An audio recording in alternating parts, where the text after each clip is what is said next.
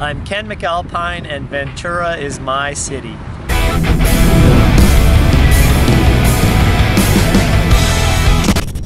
I'm a Ventura resident of 32 years. That's the most important part. Well, the most important part is my beautiful wife, Kathy. We raised 2 sons here in Ventura. I'm a writer by trade. I spent 30 years writing travel pieces and had a chance to travel around the globe. I have several books, and as a travel writer, probably my biggest joy was coming home to Ventura. Even though I love this fantastic world, there's no place like home. Well, to be perfectly honest, California never ceases to stun me. I mean, there's so many offerings, and honestly, I think it's a win-win-win. But I think Ventura offers a real charm that has been honestly lost in a lot of places, especially in coastal beach towns. There's been a lot of development, especially here in Southern California, and I think Ventura is the last true California beach town. Unpretentious, still small, still beautiful, still untrammeled.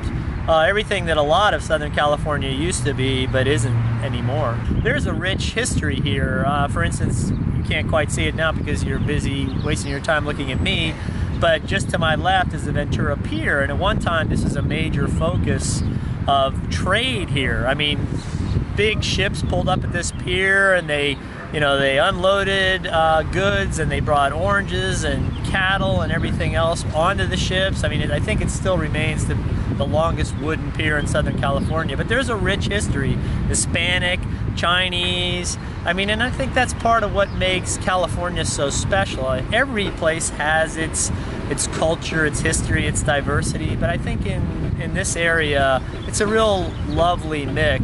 You know, I think about that a lot, actually. I think we only have so much time.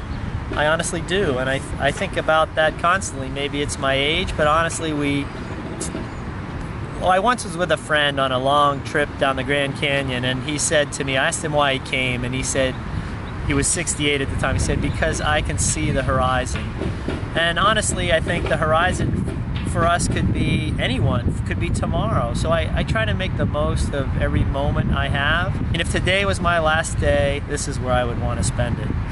So yeah, that's like an hourglass, right? And the time's draining away.